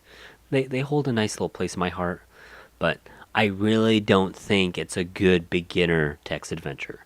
There's a few mechanics going on that aren't as straightforward as you'd think. There's a little bit of moon logic maybe. But yeah, I was looking through the walkthrough a couple days ago. I was like, oh boy, yeah, I wouldn't have gotten that down in an hour or 2 or 3. This would have taken me, this actually sitting down for maybe a few days without a walkthrough, maybe like 2 weeks without a walkthrough, like really thinking things out and testing things out. Obviously 2 weeks, not like nonstop play, but like 2 weeks of like on and off play. But if I was nonstop playing, I could probably get it done in a few days, maybe like a week. I don't know. It really depends. And my free time is weird. I don't always have time to sit down for like an hour, you know. So, yeah, that's the games for this month. So next month, what are we playing? Our next book club, really? Because next month I'm actually hopefully starting my spin-off pods and all that kind of stuff. And maybe a new RSS feed. I'll let you know if that actually happens or not. We'll see. I want to see what the feedback is here because I asked on Reddit in a thread that's not connected to my podcast, and I wasn't even mentioning that I had a podcast, but I was just saying, oh, I'm doing this for research. But like this kind of thing where it's like, what do you all think of mini pods, basically? And some people were saying like, oh, they're okay. Some people were like saying, oh, they're not okay because they get in the way. I only like, certain types of content, and the extra content gets annoying, and that's what causes me to unsubscribe because I'm constantly getting notifications for things I don't listen to. So I'm thinking to myself, okay, that makes absolute sense. I get this. I get it. At the same time, there are some podcasts out there that do spin-offs, and they're successful. So I feel like as long as I don't diverge too far from the path, as long as I don't make some like really small mini pod that diverges from the path, I should be in the clear. But we'll test this out. We'll see. Hopefully this starts next month, maybe in December. I don't know. It really depends on my free time because of the moving situation and all that. Did I mention that? Or did I not go into detail about that? Anyways, yeah, the moving situation, whatever, personal life, all sorts of stuff. We'll see if I have the time to do this. Because as of now, I don't really even have the time to do the Let's Plays. So I'm just like, okay, let's just hammer and buckle down on the podcast when I get the time. So, what's the next podcast's book club? Before I threw in the SNES versus Genesis Bubsy and Super Mario Odyssey, I had Fault Milestone 1, that's available on Steam, Doki Literature Club, which is free on Steam. It's a visual novel. Both of those are visual novels. Fault Milestone 1 is more of a kinetic novel, so that's a real easy one to do because you're not even making choices. You're basically just reading a picture book with pretty art and all that. A Midsummer's Night Choice, which is a choose-your-own-adventure game book kind of thing. And you have the last one on here is Red Moon by David Williamson, Simon Aspinwall, Pete Austin, and James Horsler, which is gargoyle-friendly, but other interpreters work as well. It's another text adventure, like old-school text adventure. So those were the 4 ones. Again, that's Fault Milestone 1, which is a kinetic novel available on Steam. I want to say the regular price is $15. Doki Literature Club, which is free on Steam, is a visual novel. A Midsummer's Night Choice, which is available on PC, Steam, Android, and iOS. I want to say the regular price is maybe like $3 or $4. And then Red Moon by David Williamson, Simon Aspinwall, Pete Austin, and James Horsler, which is available again on the IFDB, the Interactive Fiction Database, for free. But you will need an interpreter for that, just like The Count. So that should be able to run on any PC, Mac, Linux, and if you have an Android or iPhone, iOS type interpreter, that should work as well if you don't mind using the touchscreen. So those are the games for the next book club. Maybe we'll just throw in an extra mini pod, quote in quotes. It's probably going to be like an hour or 2 long, but with the SNES versus Genesis cage fight with Bubsy to celebrate the release of Bubsy. Super Mario Odyssey, obviously. Look, okay, here we go. Next book. This is all. Yes, I'm this disorganized. I'm this disorganized when it comes to the podcast. Next podcast is going to be a slightly smaller one with Bubsy, Super Nintendo versus Genesis, and Super Mario Odyssey, and I'll talk about how far I got in Super Mario Odyssey. I don't imagine I would be able to beat the game by then because I don't necessarily have the time. Because from what it looks like and from what it sounds like from other people, it's a massive game. So maybe it's going to be just more like thoughts and things that I've come across at this point. You know what I mean? At that point. Kind of like a Breath of the Wild situation. Because that game is massive. And then the book club after that is going to be Fault Milestone 1, Doki Doki Literature Club. This is all going to be written down in the description below. And hopefully there's going to be another podcast at the end of November. Because I want to try to get at least 3 podcasts in for November. Talking about, visual novels and interactive fictions that I come across or play on the side. And we can talk about that kind of stuff. Maybe some history. Maybe some cool stuff. Because I forgot to mention that I'm doing something special because this is the Pongtoberfest special, Halloween special, that I'm doing something special at the end of this podcast, so stay tuned for that. My notes are terrible. I started listing a whole bunch of bullet hells. I have Jigoku on here again, 1982 on here again, Refrain again, Cuphead, and Moochie Moochie Pork, parentheses MAME, because Moochie Moochie Pork might be my favorite bullet hell of all time. Because I might be a terrible person. Whatever. This whole sequence just fell apart. It's all this information is in the description below. Go check it out. Let's try to save this podcast with something I like to call the IGN News of the Week. So this isn't exactly new news, but you probably heard about it if you pay attention to the beat of gaming news. IGN has bought Humble Bundle. If it's not EA, it's IGN. If it's not IGN, it's EA. If it's not EA, it's Konami. If it's not this, it's that. It's this and that and this and that. And people are all up in arms about this Humble Bundle acquisition with IGN because Humble Bundle is a good company that sets apart a good amount of their sales to charities or whatever, right? And they give you good deals on games, and the sales go to charities. That's a great thing. That's a great idea. Idea. That's a great, awesome thing that they do. And then you've got IGN. They're not exactly putting down IGN or anything, but they are a game journalist company, and they put game advertisements on things, and they give games ratings. And if a game has a good rating, it's probably going to sell better. Now, if IGN starts becoming a publisher or a marketplace for games, what's to say they're not going to purposely give a higher score to something that doesn't necessarily deserve it just to make a few extra bucks? It's happened in the past. And this doesn't just happen in gaming. This happens in a lot of outlets and stuff. People getting paid off to give good reviews or whatever. That kind of stuff. You see it in every sector of business and commentary or whatever, Not sure what to think about this. I think I need to actually wait and see what happens. Because I'm kind of expecting the worst, but at the same time, let's try to give IGN the benefit of the doubt. Maybe. Just underline that. Maybe. But I don't think this is the end of the Humble Bundle name. But I don't know. We'll see. But guess what? That's not the only story I've got this week. I've got another fun one, actually. I'll leave a link down below in the description if you want to see the video. But IGN put out a small video of Jeff Goldblum responding to IGN comments for Thor Ragnarok, which I didn't realize Jeff Goldblum was going to be in Thor Ragnarok, but now that I know he is, I might have to go see it. I don't know. It wasn't on high on my list of movies to watch necessarily as soon as they get out. I was probably going to watch it anyways when it came to Redbox or whatever, when it came to DVD so I could rent it, or Netflix. But, we'll see. Now I'm interested. Jeff Goldblum's got me, and that little video they put out was pretty funny, so go check that out.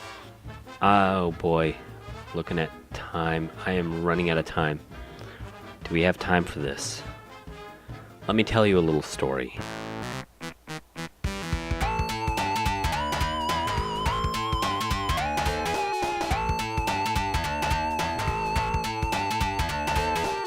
Called Sonic.EXE. Yes, I actually found this on I never actually read this, and so this is going to be a a blind reading of it, but hopefully we can get through it in time. I was looking up stupid creepypastas, and this one came up. So happy Halloween, everybody. Sonic.EXE. I'm a total Sonic the Hedgehog fan, much like everyone else. I feel like the newer games, but I like the newer games, but I don't mind playing the classics. I don't think I've ever played glitchy or hacked games before, though I don't think... They never played a real Sonic 3D game, have they? Sorry, that's not written. Though I don't think I want to play any after the experience I had. It started on a nice summer afternoon. I was playing Sonic Unleashed. I liked how you get to explore the towns in it, until I noticed out of my peripheral vision that the mailman had arrived and put something in my mailbox as he was playing Sonic Unleashed. Really? That game? Okay, this writer has bad taste. Okay, moving on. As usual, and left. I paused my game to see what I got in the mail. The only thing in the mailbox was a CD case for computers and a note. I took it inside. I looked at the note first and realized it was from my dear friend Kyle. Let's just call him that. Who I hadn't heard from in 2 weeks. I know that because I recognized his handwriting, though that was weird is how it looked. It looked badly written and scratchy and somewhat difficult to read, as if Kyle was having a hard time writing it down and did it in a hurry. This is what he wrote. Tom, I can't take it anymore. I had to get rid of this thing somehow before it was too late, and I was hoping you'd do it for me. I can't do it. He's after me. If you don't destroy the CD, he'll come after you too. He's too fast for me. Please, Tom, destroy this godforsaken disc before he comes after you too. It's too late for me. Destroy the disc, and you'll destroy him. But do it quick, otherwise he'll catch you. Don't even play the game. It's what he wants. Just destroy it, please. Kyle. Well, that was certainly weird. Even though Kyle is my best friend, I haven't seen him in 2 weeks. I didn't do what he asked me to. I didn't do what he asked me. Well, that's stupid. Just destroy the disc. I didn't think that was a simple gaming disc would do anything bad to him. After all, it's just a game, right? Boy, was I wrong. Anyway, I looked at the disc, and it looks like an ordinary computer CDR disc, except it had a black marker on it written Sonic.EXE, and it was written much like Kyle's handwriting, meaning that he must have gotten it from someone else, like a pawn shop or eBay. When I saw Sonic on the handwriting on the CD, I was actually excited and wanted to play it, since I'm a big Sonic fan. Well, yeah, we know that because you're able to put up with freaking Unleashed. When I went to my room and turned on my computer and put on the disc and installed the game, when the title screen popped up, I noticed that it was the first Sonic game. I was like, awesome! Because I like, like I said earlier, I like the classic. The first thing I noticed was that I was out of place was when I pressed start. There was a split second when I saw the title image turn into something much different. Something that now I consider horrifying before cutting to black. I remember what the image looked like in that split second before the game cut to black. The sky had darkened, the title emblem was rusted and ruined, the Sega 1991 was now instead Sega 666, and the water had turned red like blood, except it looked hyper-realistic. This is cheesy as all balls. Stupid creepypasta. But the freakiest thing that was a split-second frame was Sonic. His eyes were pitch black and bleeding with 2 glowing red dots staring right at me, all in caps, by the way. And his smile was stretched wider up to the edge of his face. I was rather disturbed about the image when I saw it, though I figured it was just a glitch and forgot about it. Yeah, that's just a glitch, brother. That's just a glitch. Yeah, any normal game does that. You know, that's slightly glitchy. Yeah, that's normal. Yeah. Don't do anything after that. Just keep playing. It's not a red flag. After it cut to black, it stayed like that for about 10 seconds or so. And then another weird thing happened. The save file select from Sonic the Hedgehog 3 popped up. And I was like, WTF, mate? What's going on with this first Sonic game? Anyway, then I know... Sorry. I can't read dialogue without doing a voice. Then I noticed something off. The background was a dark, cloudy sky of the Bad Stardust Speedway level from Sonic CD. I like that level. And there were only 3 save files. The music was the creepy caverns of winter music from Earthbound. Why? Why Earthbound? Only it was extended and seemed to have been in reverse. Wow, you have a really good ear to tell when a song is in reverse. Either way, and the image for the save file where you see the preview of the level you're on is just red static for all 3 files. The grammar here, man, the grammar. What freaked me out more was the character select. It showed only Tails, Knuckles, and to my surprise, Dr. Robotnik. Now I was sure that something was up. I mean, how can you play as Robotnik in a classic Sonic game? For crying out loud. That's when I realized that this wasn't a glitchy game. It was a hacked game. Yeah, it definitely looked hacked. It was really creepy, but as a smart gamer, no you're not. No you're not. You're not smart in any way. I wasn't scared, or at least I tried not to be. I told myself that it was just a hacked game and there's nothing wrong with that. Anyways, shaking off the creeped out feeling, I picked file 1 and chose Tails when I selected and got started. The game froze for about 5 seconds and I heard a creepy pixelated laugh that sounded awful lot like the Kefka guy from Final Fantasy before cutting to black.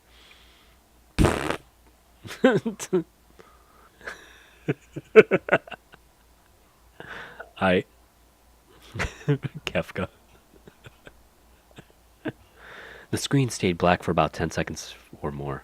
Then it showed the typical level light title thing, except the simplistic shapes were different shades of red, and the text showed only Act 1. The screen faded in and the level title vanished, revealing Tails in the Green Hill Zone from Sonic 1. The music was different though. It sounded like a peaceful melody in reverse. Anyway, I started playing and had Tails start running like you would in any of the classic Sonic games. That was odd. Tails was running along the level. There was nothing but flat ground, a few trees for 5 minutes. That was when the peaceful music started to lower down into a slow, deep tones, very slowly as I kept going. I suddenly saw something and I stopped to see what it was. It was one of the small animals lying dead on the ground, bleeding. That was when the music's parentheses. This is actually what it's written here. Parentheses. That was when the music started to slow down. Carry on. Tails had a shocked and saddened look on his face that I never saw him have before. So I had him move along, and he kept that worried look on his face. As he kept moving, I saw more dead animals as.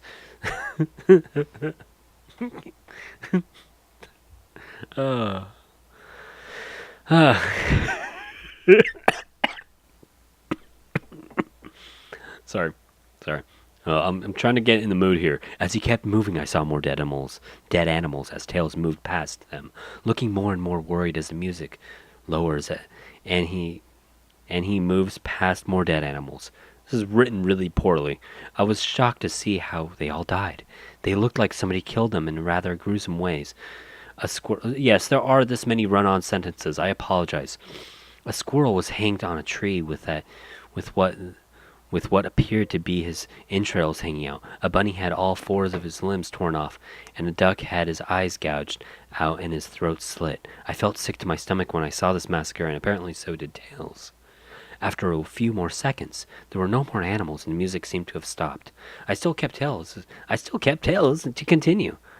Yay! Yeah, totally. Don't turn off the game. Just keep playing. Sonic fan. Apparently, you're able to sit through this stuff too because you're able to sit through Unleashed. But whatever. See, I knew he wasn't a good person after he said he was playing Sonic Unleashed and enjoying it. After a minute passed after the music stopped, Tails was running up the hill. Then he stopped. It wasn't until I saw why. Sonic was there on the other side of the screen with his back against Tails with its eyes closed. Tails looked happy to see Sonic, but then his smile faltered. Obviously, noticing that Sonic wasn't responding to him. If not acting as if he was totally oblivious to Tails' presence, Tails walked slowly towards Sonic, and I noticed that I wasn't even moving my keyboard to make him move, so this had to be a cutscene. Suddenly I began to have a growing feeling of dread as Tails walked closer to Sonic to get his attention. I felt that Tails was in danger and something bad was going to happen. I heard faint static growing louder as Tails was but inches away from Sonic and stopped and stuck his hand out to touch him. That foreboding feeling in my gut was growing stronger, and I felt the urge to tell Tails to get away from Sonic as the static grew louder. Suddenly, in a split second, I saw Sonic's eyes open, and they were black with those red glowing dots, just like the title image, though there wasn't a smile. When that happened, the screen turned black and the static sound was off. It stayed black for about 7 seconds, then Then white text appeared, forming the message saying, "Hello, do you want to play with me?"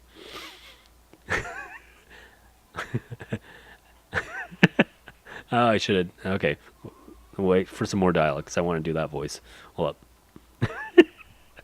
At this point, I was creeped out. I didn't want to continue with the game, but my curiosity got the better of me when I was taken to a different level with a level title now saying, "Hide and Seek."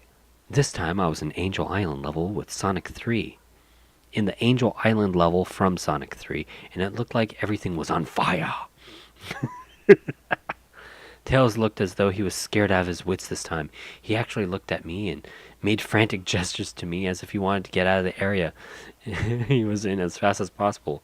I was starting to get freaked out by this. I mean, Tails was actually breaking the fourth wall, trying to tell me to get him out of there. No, look, oh, no. Hold up. This guy doesn't know his Sonic games. In the very first Sonic game, Sonic himself breaks the fourth wall, right? If I remember right? If you just let the controller sit there for like 5 seconds, he gets annoyed and looks at the screen and starts tapping his foot. What are you talking about? This guy doesn't know his Sonic games. So I pressed down on the arrow key as hard as... Sorry, I do... Inconsistencies, man. Inconsistencies. Sensei knows. So I pressed down on the arrow key as hard as I could and made him run as fast as he could. Yeah, pressing down is going to make it go faster. A pixelated version of that creepy theme when you meet Shadow at the Ark as Robotnik from SA2, Sonic Adventure 2, was playing as I made Tails trek through the desolate forest. I wouldn't say that was scary. Trying to help him escape from whatever he was trying to run from. Suddenly I heard that creepy laugh again. That awful Kefka laugh. Right after 10 seconds had passed, not have. I just want to take a red pen to this as I helped Tails run through the forest. Then I started seeing flashes of Sonic popping everywhere on the screen, again with those black and red eyes. The music changed to the suspenseful, drowning jingle as I see Sonic behind Tails slowly gaining up on him, flying. Sonic wasn't running, he was actually flying. I was trying to think of something funny, but it just became stupid. The flying pose his sprite was making was very similar to Metal Sonic's flying pose in Sonic CD, except it was just Sonic, and he had a black and red eyes again. Only. No period. Only this time he had the most deranged looking grin on his face. He looked as though he was enjoying the torment he was giving his poor little fox. The poor little fox as he gained up on him. Suddenly when Tails tripped, another cutscene. The music stopped and Sonic vanished. Tails lay there, started crying for 15 seconds. Very accurate right there for time. The scene was rather upsetting to watch, and I kind of teared up myself. But then Sonic appeared right in front of Tails, and Tails looked up in horror. Blood started to come down from the blackened eyes of Sonic as a grin slowly grew from his face. As he looked down at the horrified fox, I could do nothing but watch. Of course, because you're the gamer. Just in a split second, Sonic lunged at Tails right before the screen went black. There was a loud screeching noise that only lasted 5 seconds. The text turned only. This time it said, "Now I say you're too slow. Want to try again?" And then that god-awful laugh came with it. I was so shocked by what happened. Did Sonic murder Tails? No, he couldn't have. He and Tails were supposed to be best friends, right? Why did Sonic do that to him?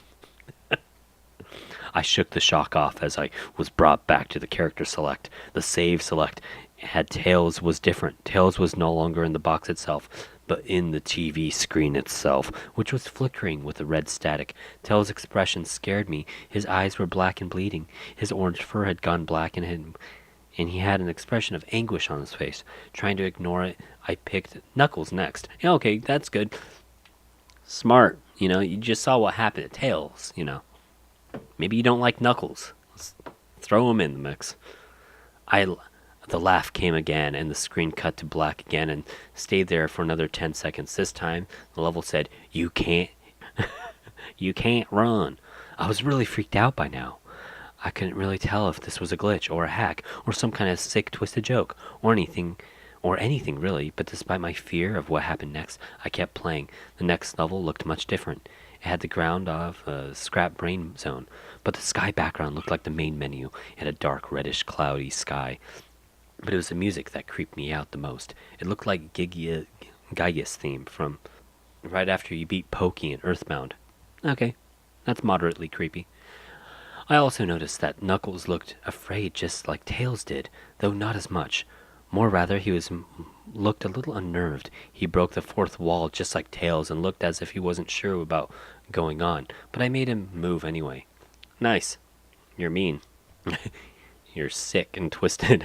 He ran down the straight pathway in the dark level, and as he did, the screen started to flicker red static a couple times, then a maddening laugh came again. Then, after a few seconds of running, I noticed several bloodstains in the metallic ground. I felt a growing sense of fear again, thinking something horrible was going to happen to Knuckles. He looked nauseated, walking down the blood-stained road, but I still kept him going. Suddenly, as Knuckles ran, Sonic appeared right in front of him with those black and red eyes. Then red static appeared again. When the static vanished, showing nothing but black screen, the text saying, "Found you!" in all funky font. I added that because it's like oddly capped. I was now scared. Sonic found Knuckles already? What was going on? Anyway, red static came again, and then I was back to the level. Knuckles looked like he was panicking, and Sonic was nowhere to be found. And this time, the high-pitched squealing from the Silent Hills 1 final boss was playing. Was this some kind of boss battle with Sonic? I hope to God it wasn't, honestly. Suddenly, Sonic appeared right behind Knuckles in what appeared to be pixelated black smoke. I made Knuckles turn and then punch Sonic, but Sonic vanished in black pixelated smoke before I could even land a hit. That terrible laugh went off again. Kefka. Then Sonic appeared. Then Sonic appeared behind Knuckles again, and I made him punch again. And Sonic vanished again, laughing. Wait, isn't this supposed to be like a Sonic 2 16-bit era? Knuckles doesn't punch in that. Whatever. Then Sonic appeared behind Knuckles again, and then I made him punch again. And Sonic vanished, again laughing. Knuckles was panicking even more, and even I felt like I was going crazy. Sonic was practically playing with us. He was playing a sick, twisted little mind game with me and Knuckles. Another cutscene played as Knuckles fell to his knees and clutched his head, sobbing. I felt his agony. Sonic was actually driving us both crazy. Then a split second, Sonic lunged at Knuckles and the screen went black, with another distorted screeching noise that lasted for at least 3 seconds. 3 seconds is better than 15. Another text message appeared. So many souls to play with, so little time, wouldn't you agree? Would you agree? What the hell just was going on? I started to think Sonic was actually trying to talk to me through the game, but I was too scared to think that. I was brought back to the main menu this time. The second file box had Knuckles in a TV screen. His red fur had darkened to a reddish gray. His dreadlocks were dripping with blood, and his eyes were black and bleeding too, and he had a look of sadness on his face. I began to think that those were the actual characters trapped in those TV screens on the save files, but I couldn't believe it. I didn't want to believe it.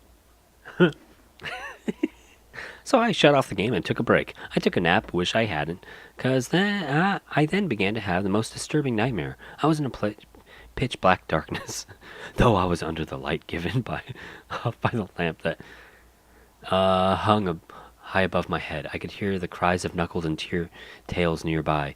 They were saying stuff like, "Help us," and "Why'd you give us to him?" and "Run away before it gets you." Their cries died out as I heard Sonic laugh. His laugh. It sounded like the distorted Kefka laugh. "You're a lot of fun to play with, kid.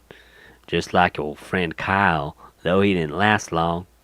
I was scared and looking around for the source of the voice. "Won't be long until you join him and all my other friends." I saw him walking toward me. I can't... Oh, I'm ruining it. I'm ruining the mood. Flickering in and out of several directions. "You can't run, kid. You're in my world now, just like the others." When he grabbed me and I saw his bleeding black and red-eyed grinning face, I woke up with a fright. After a couple hours, I decided to continue playing the game. I don't know why, but I had to know. I had to figure out why this was happening. So I turned on the computer, turned on the game, and selected Robotnik next. Good choice. I still thought this was wacky, playing as Robotnik, but anyway, the level title appeared again, and this time it said... ... Oh, I know what ... means. I watched Mamma Mia. That's what it means. It's one of those Sonic fanfictions. which I found really freaky. Me too. I don't want to imagine that. This time I was in some kind of hallway. Didn't really look like it was from any of the classic Sonic games, though it was the pixelated style. The floor was shiny and checkered. The walls were dark grayish purple and animated candlelights and a few dark bloodstains here and there. And there was a dark red curtain hanging above on the top part of the screen.